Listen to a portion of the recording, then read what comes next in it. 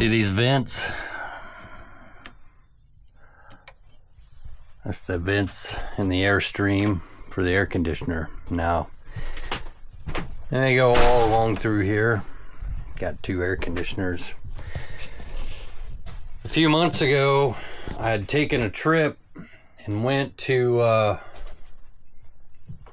North Carolina. And on my way to North Carolina, just before I got to North Carolina in Tennessee, I had hit I don't know that I hit anything. It's just their freaking roads are so shitty. And it was right at a bridge transition, which are historically, you get a bounce. The Airstreams have some shocks, so they ride well. However, it was so violent that it knocked these vents out of the ceiling. It caused the sheet metal to flex and buckle to the point that it just spit them out. You can't hardly pull these out. Might be able to now since they've already been out, but they don't want to come out. And they didn't want to go back in.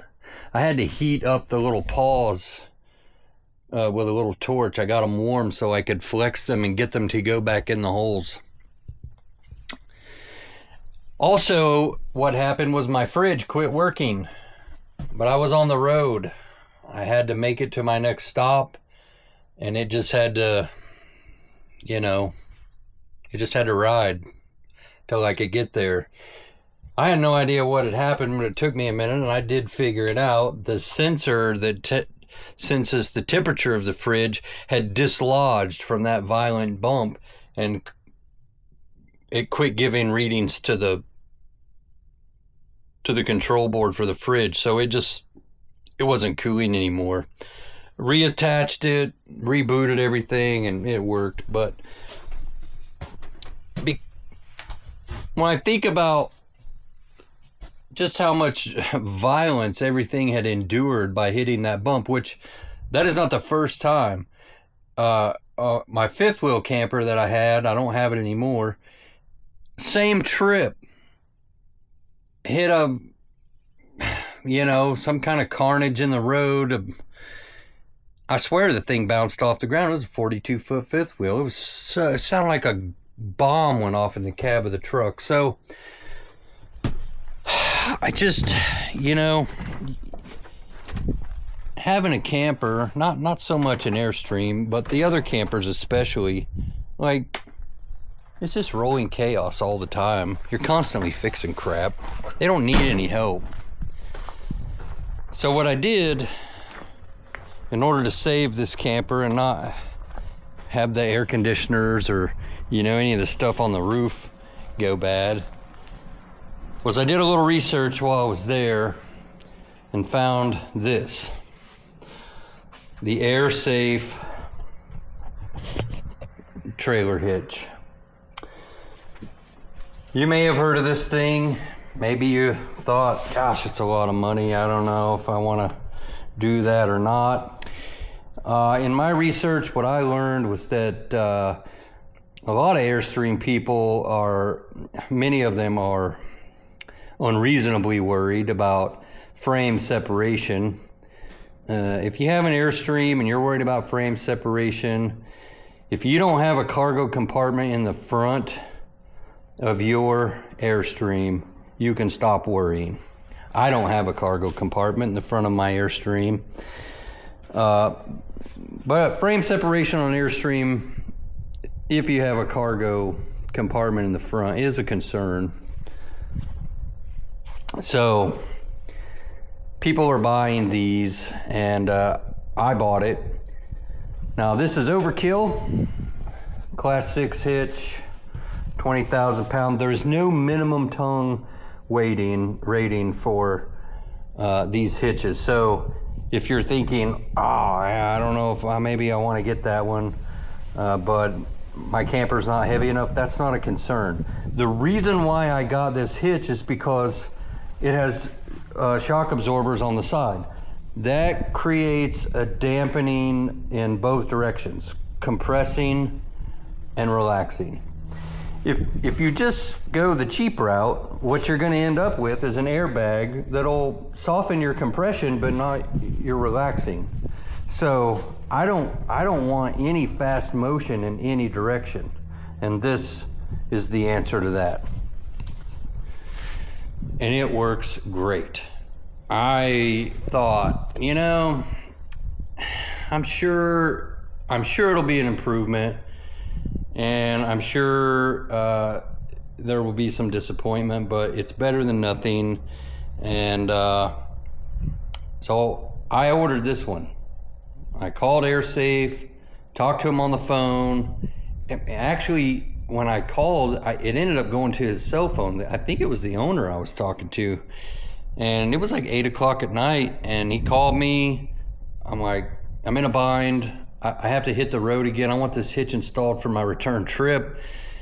We overnighted it, maybe second day, I can't remember. I feel like it was second day. And he even covered the extra shipping cost. I thought he was a great guy. I wish I could remember his name. This was months ago. This was before Hurricane Helene went up there and destroyed North Carolina and really made a mess of that place. Incidentally, it didn't really hurt the highway because it couldn't hardly have been any worse. But unfortunately, the people there got really, they just got screwed. But anyway, so what are my thoughts on the hitch? Well, it's extremely expensive. I think after taxes and everything, I want to say it was $2,700, but I would do it again. Now when I pull the camper, I go across these bridge transitions and all these bumps and stuff, and if I feel anything, it's just a soft, slow compression, almost like you're just kind of leaning over on a balloon or something, and then it goes back. Like, there's nothing violent, there's nothing aggressive. Setup is easy. The thing does weigh about 120 pounds. It is a 2 5/16 ball.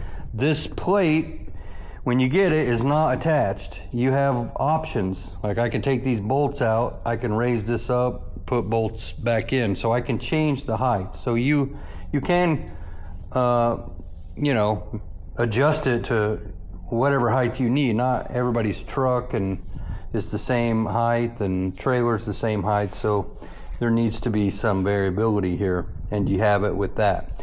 Once you have it set up and it's installed on your truck, you put your trailer on it, and then you air it up, and you add air to this until it raises. And if I remember right, the manual said that you should have 1.5 inches of clearance between these white stops and this bar.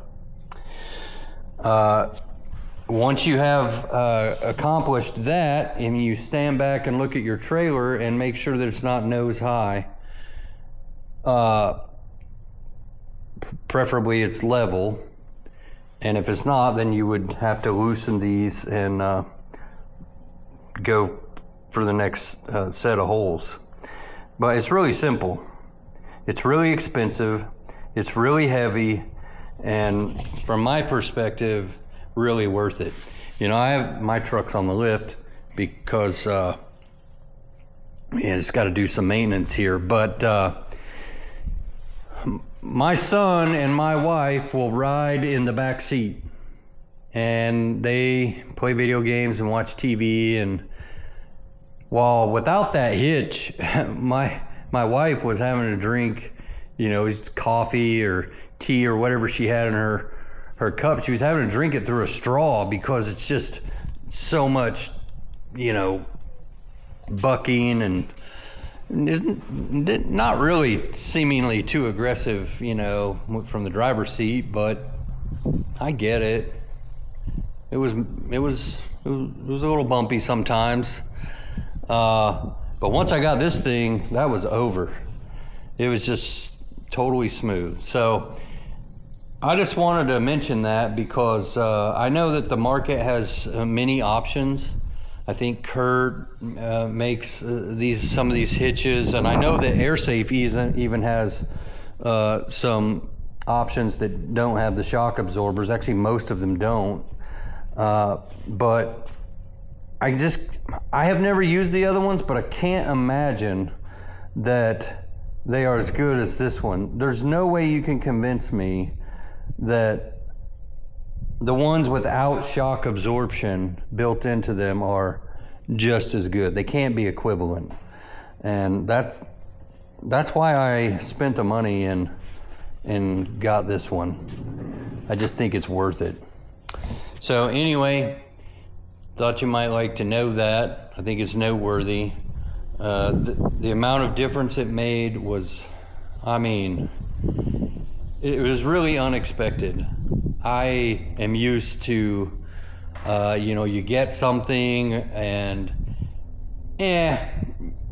you're always left with a little disappointment. Like, it didn't quite meet the mark, but it's good enough.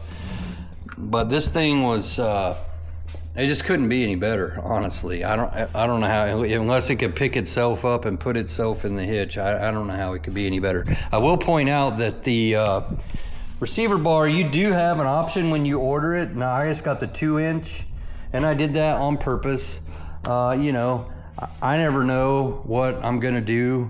One year I may sell this truck, I may get rid of the camper, and maybe I still want this hitch, and maybe my truck, I don't know. If I have this with the 3-inch hitch, I am committed to only being able to use it on a truck that has the bigger hitch receiver. With this route, I use the sleeve, and that makes this thing more universal in its use. Like, I can go from one vehicle to another if I wanted to. There is a little play, a little slop in the receiver sleeve, the adapter. They do make, like, I've seen where they have these kits or like shim kits, but honestly, you could just tack a weld on there and grind it to fit. I don't know, that's my plan. Haven't done it yet, but that is what I'm gonna do. Anyway, that's all I got.